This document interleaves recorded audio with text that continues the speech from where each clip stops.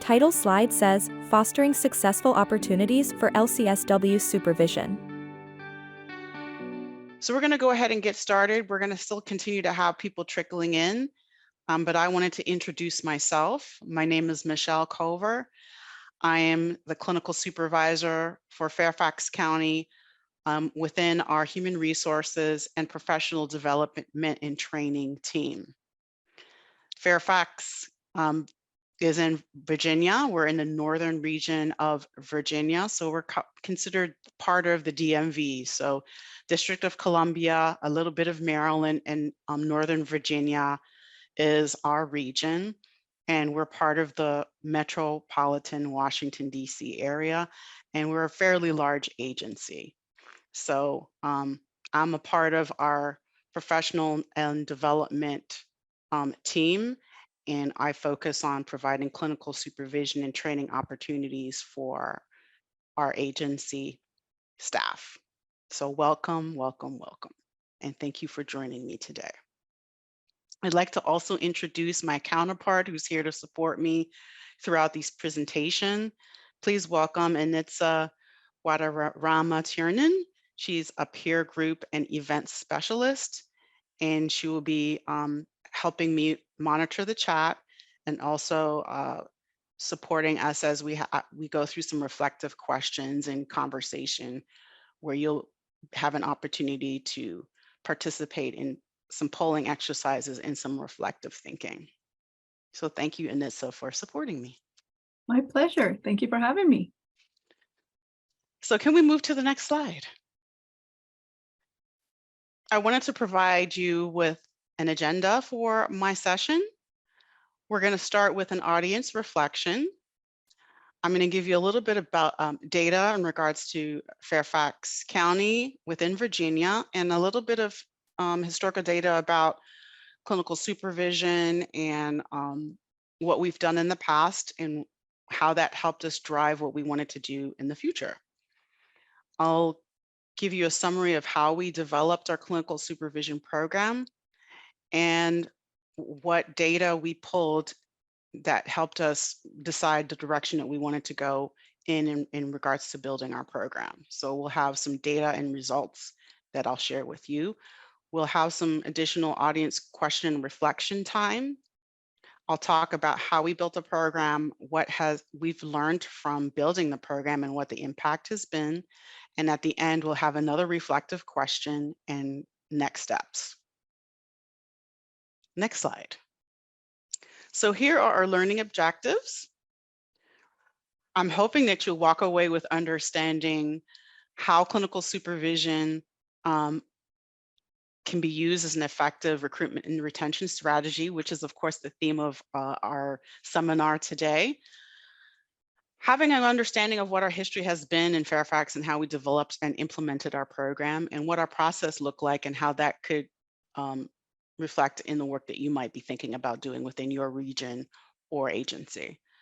And then identifying steps that we needed to look at and what you might want to look at in implementing a successful program within your own agencies as well. Okay, next slide. So I always like to start out with an interesting reflective question. This is a quote that I really like. Nothing we do is more important than hiring and developing people.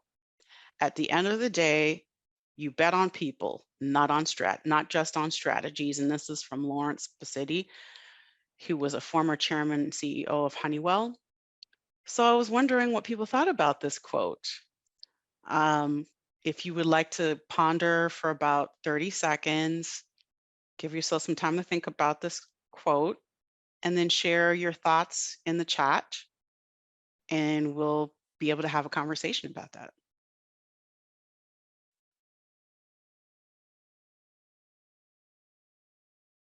So what are your thoughts about this quote in relation to developing people?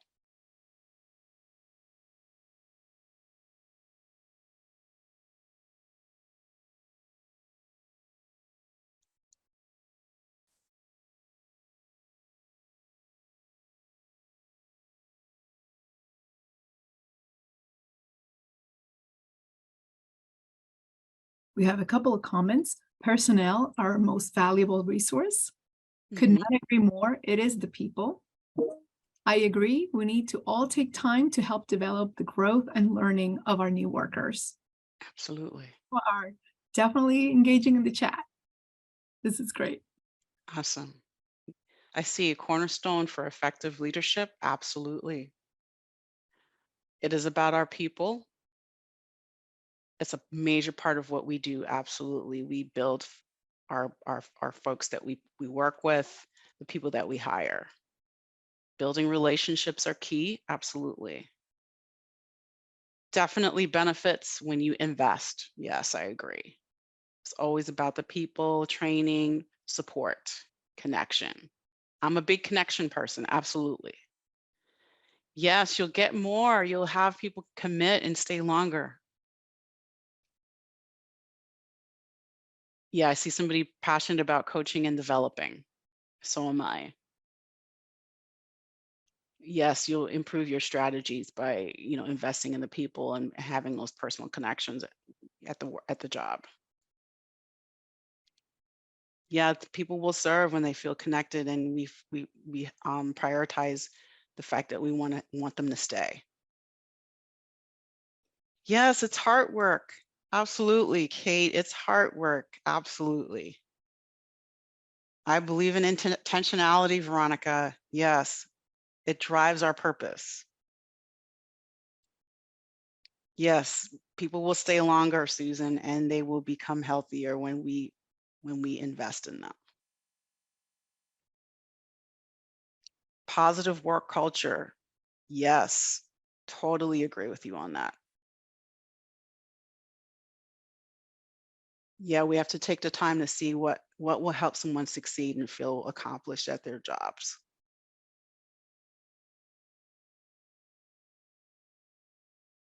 Absolutely. And we're going to talk about that, Amber, around supervision and how we can build connections and develop relationships through that work. Yes, we were just talking about traumatic stress. Susan, that's right. Absolutely. It is another tool to help, address that. Getting the right people for the job, not just filling the position. Absolutely. Right time, right seat, right person. Yes, that will lead to success. These are great, absolutely great reflective thoughts. I love it. Thank you so much. Okay, so in thinking about all those thoughts that you had, and keep putting them in the chat if you have others that you wanted to share. Next slide. A slide showing 8 different types of chairs, different colors, shapes, and designs. I like to move to the thought, feelings, and emotions. I'm a CBT girl, so what is it, how does that feel for you? How does that sit for you when you think about, the thoughts that you shared or the thoughts that you're having right now? What resonates for you? I can share with me, I am the gray chair. I'm comfortable with the thoughts that I have about professional development and really, investing in people. And I like to sit back in my little gray chair and think about how I can do that. So I'm not straight up, I'm not all stressed, I'm relaxed, and I'm connecting. That's what that gray chair represents for me. Does anybody else want to share in the chat, like what chair resonates for you? You have a few red chairs. Red chair feels warm and snuggled, connecting with others. Cool. Feels powerful. Yes.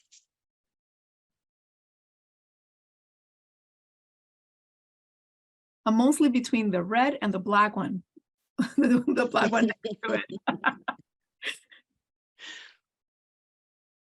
The beige chair makes me feel relaxed and open to Oh, share with others. Oh, I love that. very cool. Yeah, I never thought about that. That's true. You're very open, definitely. Bottom right, comfortable and supported. Yes. Yes. You can turn around in that one. That's right. I'm loving the small sofa. Yes, that was my pick.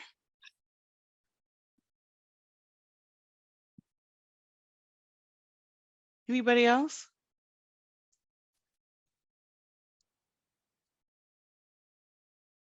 Square black. Square black. Yeah. I like that one. I Yeah. feel like I could probably nap in that one. So very, very comfortable. Somebody else resonating with the totally lounged chair where you're totally relaxed. Number 3. So I do notice some patterns of where people feel this in their heart, you know, what's comfortable for them. Yes. I love Amber's comment. The small sofa seems two could sit there and chat, or individually curl up and lounge. Yeah, I like the footrest idea. Absolutely. I love that, Mary.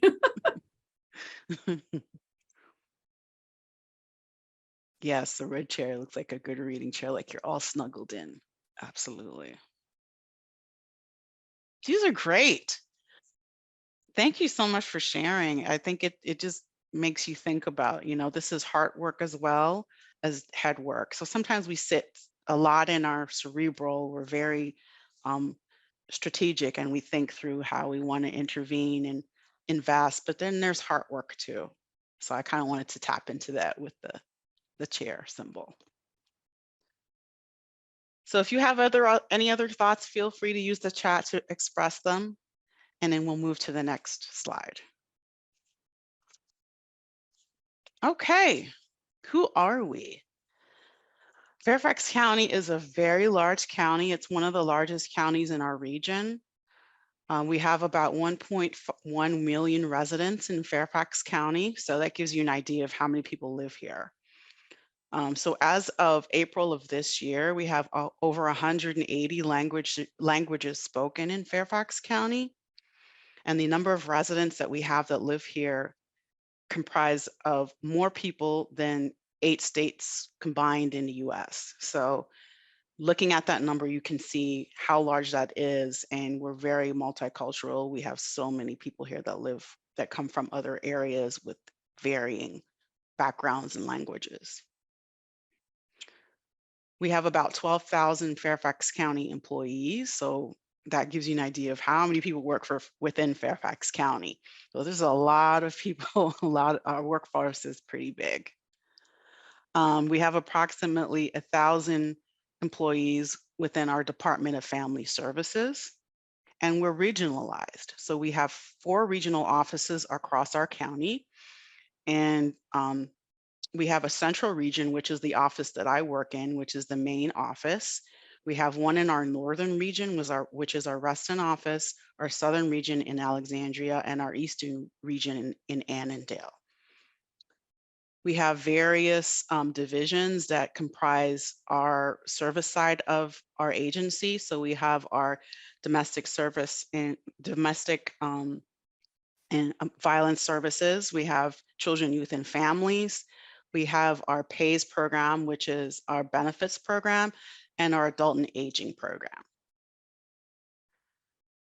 Just a fun fact, 87% of our workforce are female. So I just wanted to throw that out there. It's an interesting, some interesting data. The other thing I wanted to highlight is we're one of 3 largest agencies in Virginia. So the next largest would be Richmond and Norfolk.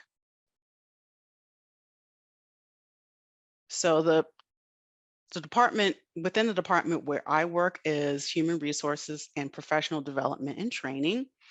And we're responsible for partnering with our agency, within our agency and divisions, to deliver training opportunities, identifying needs within our agency to develop professionals, whether it's senior folks, brand new professionals, our interns, and supporting our management, our supervisors around professional development opportunities and performance management. So that's really what I do within my role. Next slide. So a little national data. So NICWE put out a report recently around our turnover rates, and I think this is something that we see across the nation, between 15 to 20% turnover rates annually, and this is probably higher depending on where you're coming from. So our agencies are facing quite a challenge in being able to retain staff.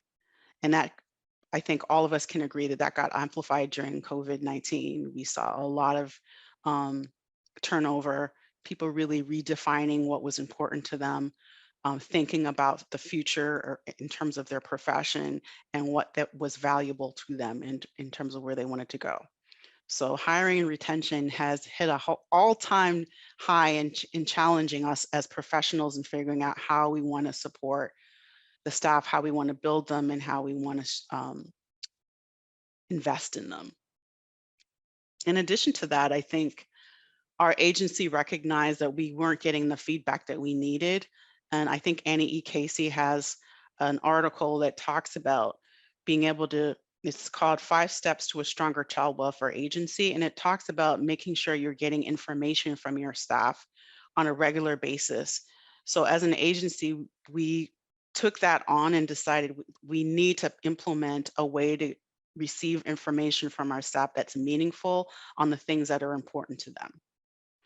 That really helps us enhance our commitment to them and helps us show them that we are listening and want to know what's important to them. Next slide. I'm sorry, I'm going to have to talk this through because I don't have the data on here, but we have implemented an exit survey through our human resources department. And part of that exit survey, we were able to get results related to what people were expressing to us that were important to them. So I'm going to give you a summary of the feedback that we received. And this is an annual, we also run an annual survey as well as exit surveys to receive that information. So on our exit survey, this was the theme that we were hearing. The agency needs to be equitable when providing clinical services and clinical hours to supervisees. People waiting for clinical supervision, we're taking too long and we're on the waiting list for too long. Getting clinical hours was important to me in my new position, and I felt like I didn't have access to that. Direct clinical supervision should be a focus in my work as a new staff. Managing what I needed in clinical supervision sometimes felt like it wasn't a priority for the agency. Finishing my clinical license was not a priority because I didn't get clinical hours and it was not an opportunity for me to access. I'm looking for a change so that I can focus more on my clinical work. So we were consistently seeing themes through our exit surveys and through our employment annual survey that this was a concern and a need for our staff. Next slide.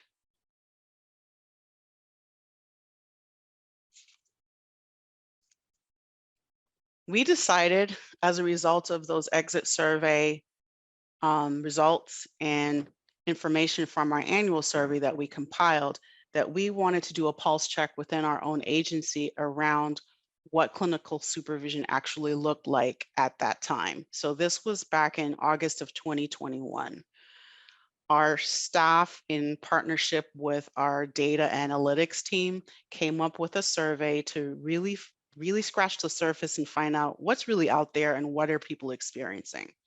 So we delivered 346 surveys, and we got back 226 responses. So our response rate was around 65%. 24% of the respondents were currently receiving clinical supervision, and 4% already had their provisional license. 31 of those respondents were in the process of obtaining their license, and 81 respondents indicated they were interested in pursuing their clinical supervision. Next slide. So this is a summary of the data. So as you can see, this is what people were able to tell us in that survey about the importance of clinical supervision to them. So 90% of the respondents felt like it would help build their promotional opportunities in the future. 86% believed that it would help support their clinical work.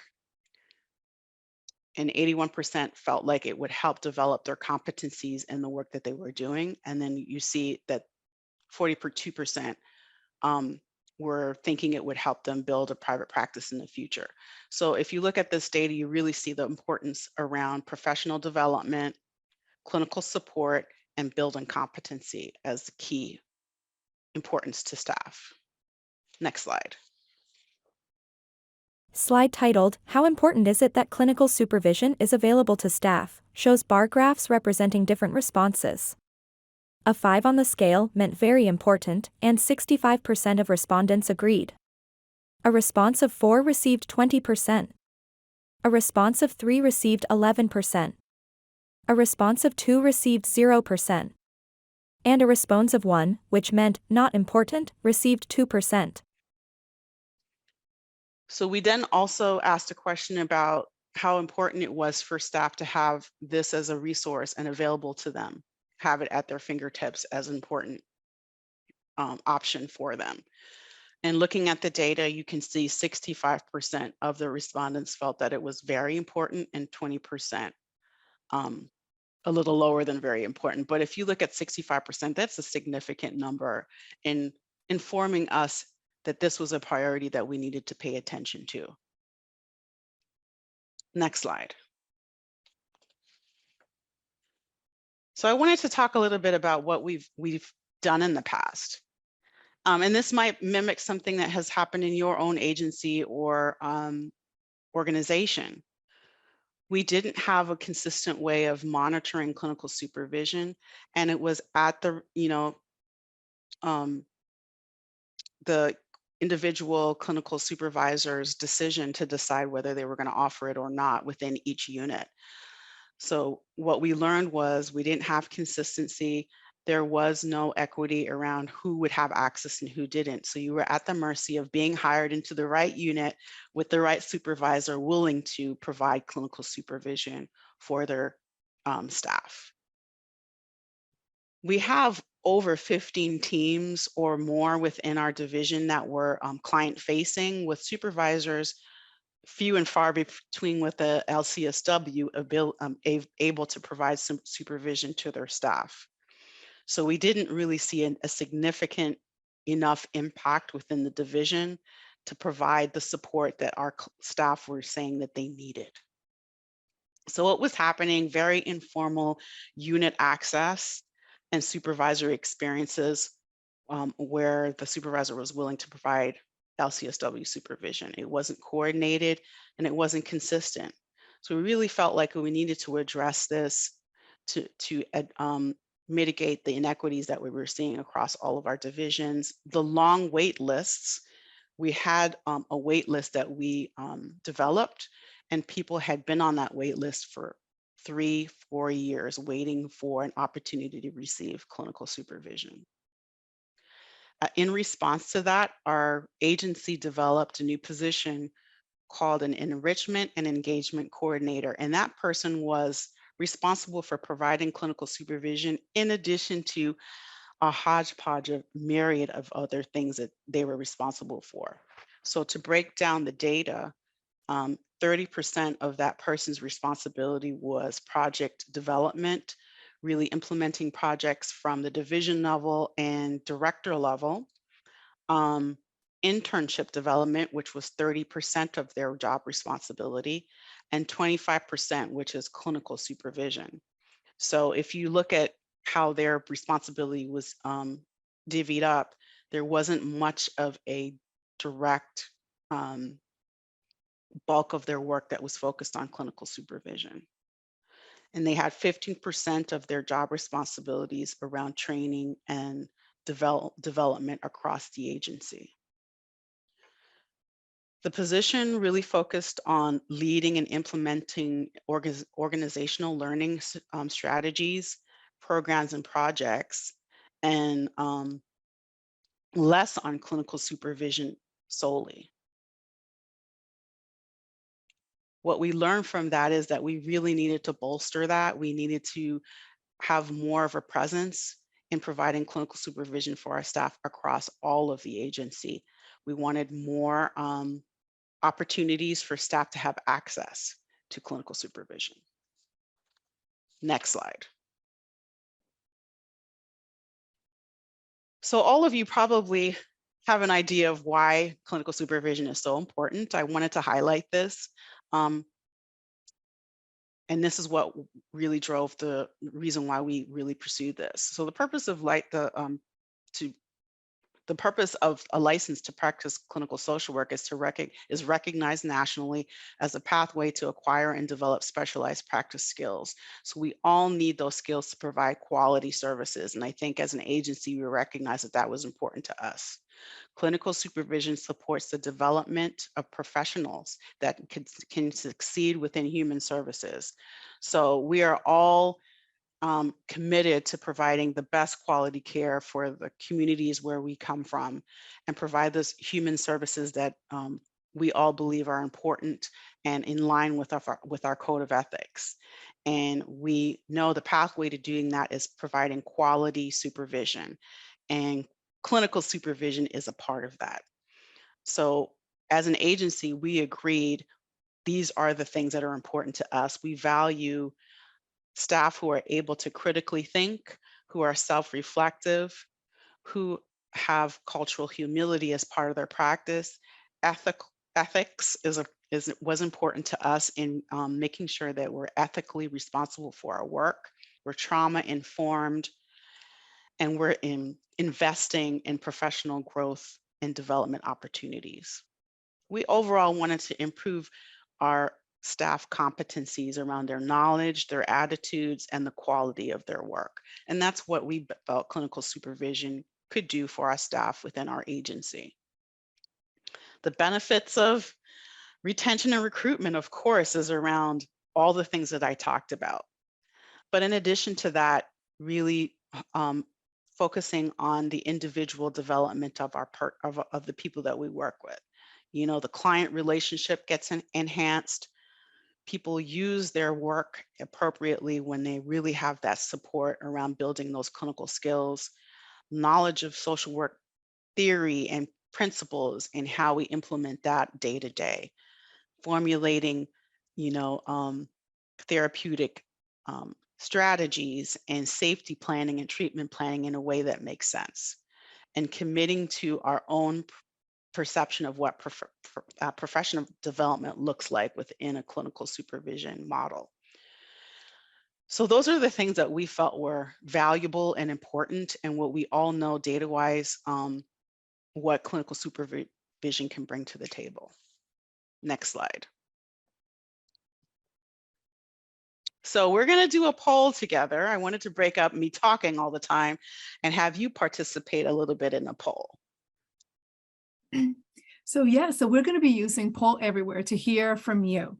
All you have to do is put the link that is going to be put in the chat. You just click that link and you'll be able to access the poll. And when we move forward, you'll be able to just answer the questions, excuse me, directly from your device. So it's Poll Everywhere. And if for whatever reason you are unable to join us in the Poll Everywhere platform, we invite you to actually answer the questions in the chat, and we'll gather your comments as well. So I'm going to go ahead and put the chat link again. Oh, thank you. And feel free to click and it'll take you to the poll. Thank you, Anitza. So I'm going to give you an opportunity to participate in the poll. I'll give you, 30 or so seconds, and hopefully we'll be able to review the results together.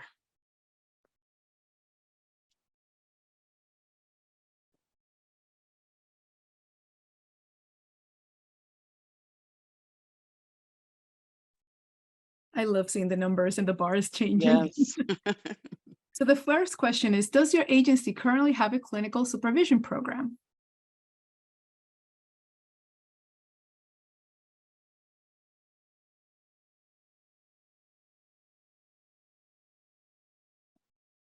And it looks like the majority answered no, but we had 27% of our respondents saying yes. Okay, wow. Okay, that's interesting. So the bulk of the folks that are part of our session today do not have a clinical supervision program.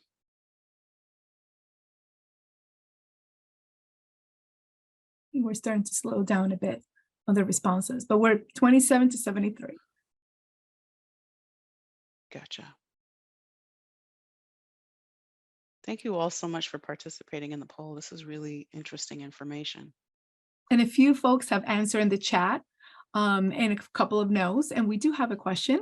I had a question before this one that asked what the barrier was to implementing this program. Okay, yeah, we'll get into that a little bit. Absolutely. Thank you for that question. Okay, somebody can't get into the poll. Do you want to just answer in the chat? Interactive poll results to question, does your agency currently have a clinical supervision program? The results, 26% of respondents said no, 74% said yes.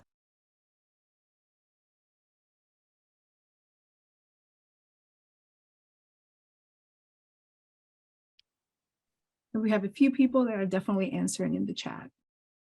Gotcha. Any Thank more? you. Mhm. Great.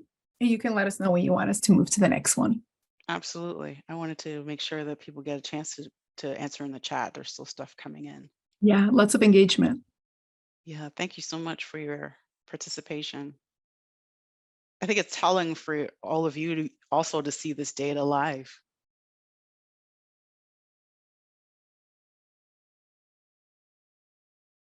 Okay.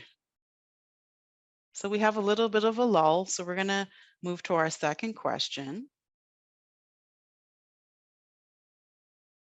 So if you don't have a clinical supervision program, what would you consider to be a major barrier to building this program within your organization and agency? I'm just interested, you know, what your thoughts are about that.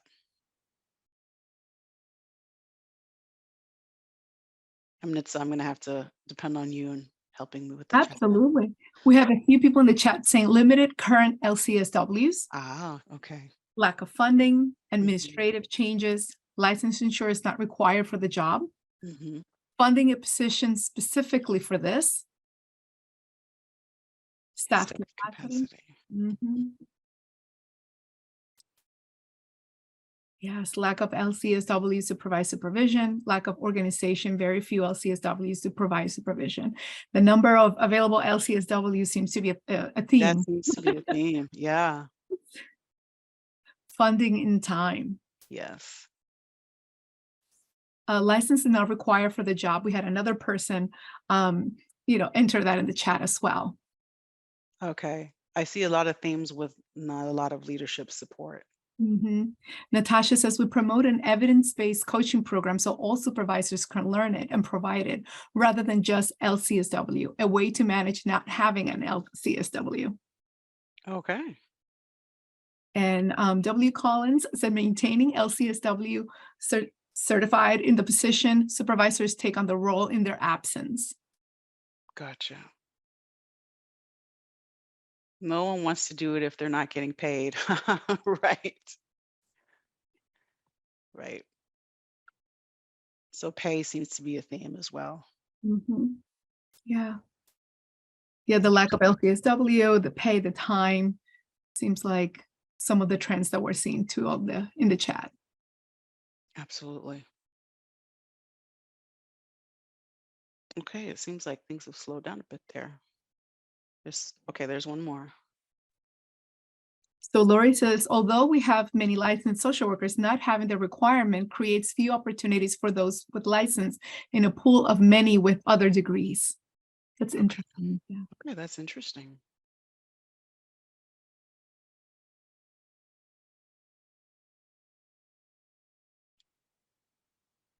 Gotcha. Some like to watch new social workers join our workforce. It's a payoff for us. We had a comment in poll everywhere saying their license is on the line. So that's another interesting response. Okay, so like the liability piece. Mhm. Yes. Gotcha. Okay, so when you're looking at this, you can see some of the, the main themes that could become a barrier or are a barrier for individuals about considering this within their own organization and agency. And these are some of the things that I was seeing and our agency saw as well across our region and in other jurisdictions as well. So right in line with what's out there. I'm the only L.C.S.W in my agency. I pay for everything on my own, but expected to supervise many. Yeah, that's a lot. The field of child welfare is not always seen as clinical. Yeah, absolutely. That's definitely changing though. Thank you all so much for participating and giving me that feedback. That's very helpful. And I think helpful for all of you that are here to see what are some of the common themes that we're seeing. So do you want to move to the next slide? So in thinking about shaping what we wanted to see happen in Fairfax, we really wanted to align our vision for clinical supervision with our own agency mission, vision, and values. What was important to us as an agency, and how did clinical supervision align with that? So we wanted clinical supervision to be person-focused, that we wanted to strengthen our workforce with this approach, which would then enhance the work that we were doing to serve our community. Next slide. So these are the things that we actually looked at before we even started implementation. We benchmarked who's doing this. And when you saw the poll earlier, it was a 73, I think 25% split. There's not a lot of people out there that's looking at developing a formalized clinical supervision program. And our benchmarking activities included looking at other large agencies such as ourselves within Virginia, Maryland, DC, and outside of that, reaching out to our partners across the nation, and we really didn't have another blueprint to follow. So as an agency, our agency director, who's also a clinician, really felt that this was a priority, and he decided with partners within our agency across the divisions that we work within, that this was a priority. And we used that based on the data we were receiving from human resources in our exit surveys and our annual survey, as well as the feedback we received when we delivered the survey to our staff about clinical supervision. So we really use data to drive us, as well as benchmarking around what was happening across our region and other jurisdictions.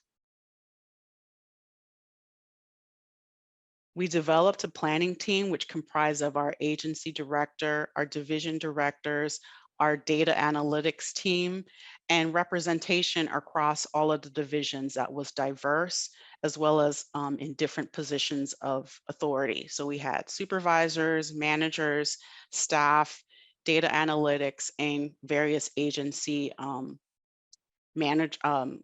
positions in power to be able to make decisions related to how we wanted this to look. And our biggest challenge, which all of you have talked about, was looking at the positions that, where were we going to find the positions that could be dedicated to be doing this?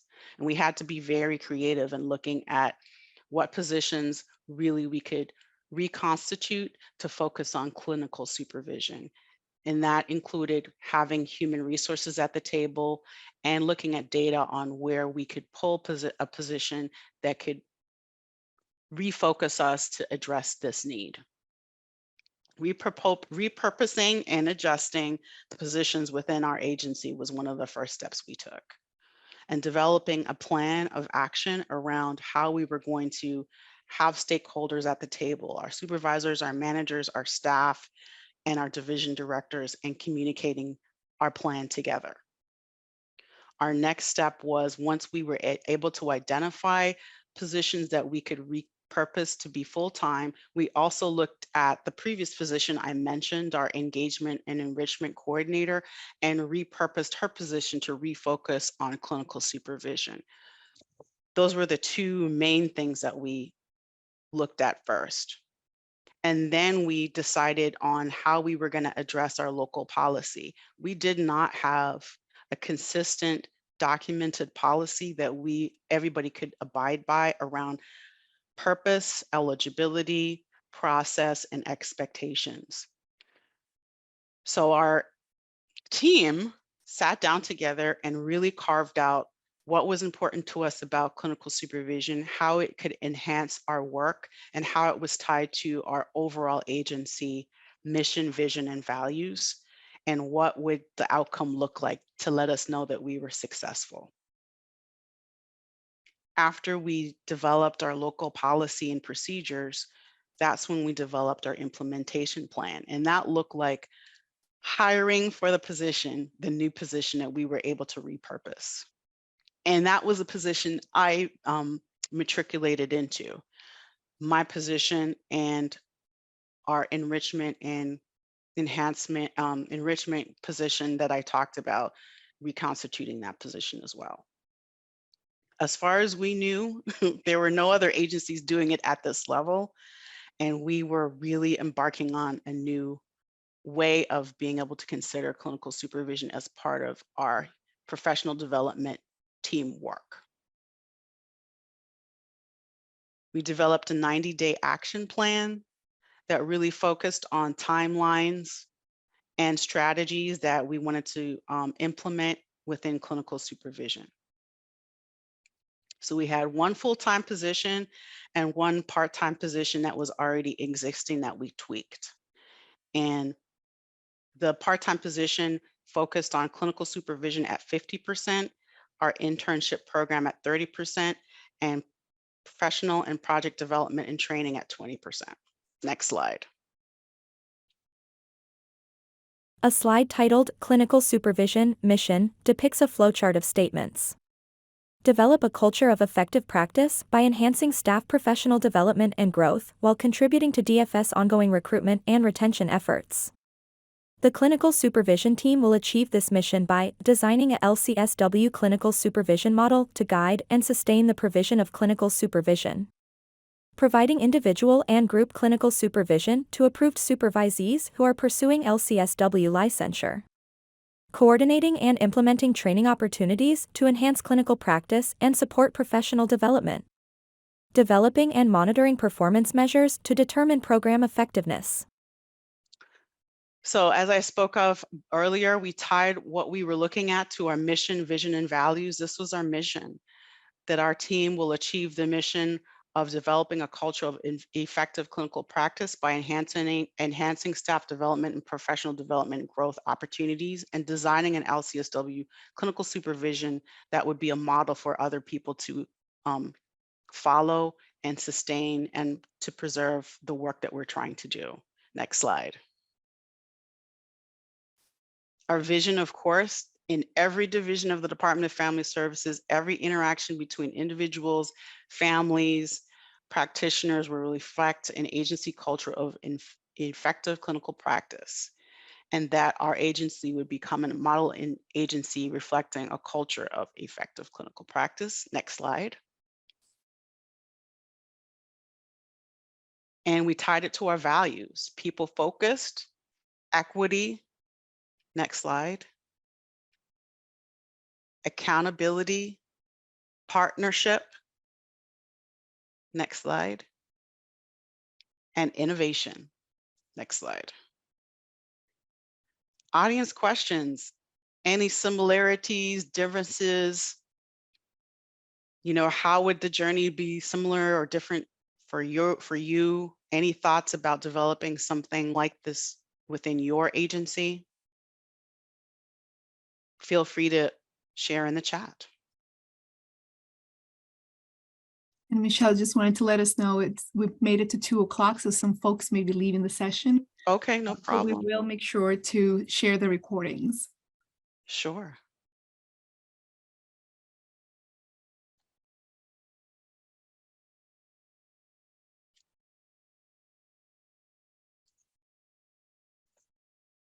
So real quick, if we want to move to the next slide.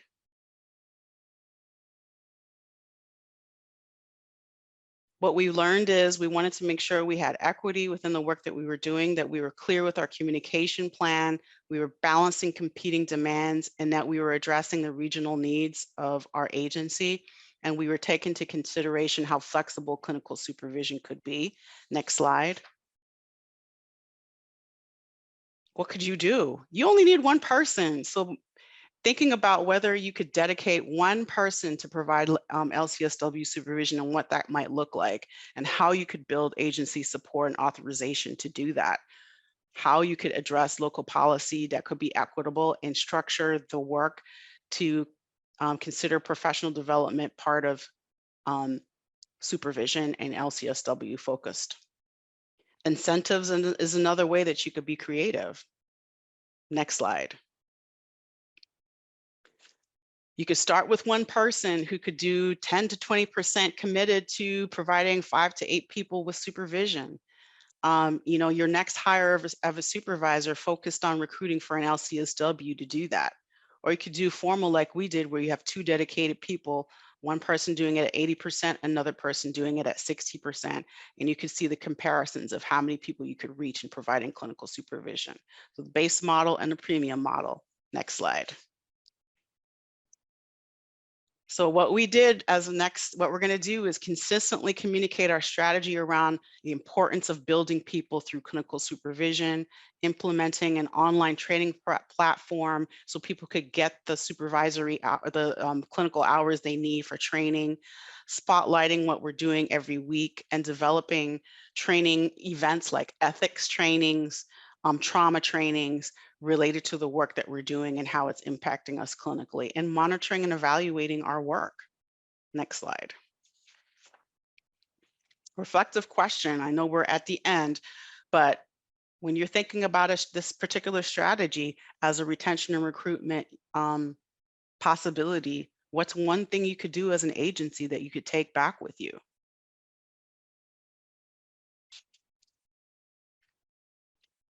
So that's the end of my presentation. We had to kind of run through it, but I wanted to thank you for being a part of this. I am available to you. Next slide. If you have questions or concerns, or you want to get more information about what we did and how we did it. Slide titled Contact Information lists the following: Michelle Cover, L.C.S.W., Clinical Supervisor, Human Resources and Professional Development and Training, Fairfax County Department of Family Services, MICHELLE.COVER. At fairfaxcounty.gov, 703-324-7587. My number is here on the slide. You can reach out to me.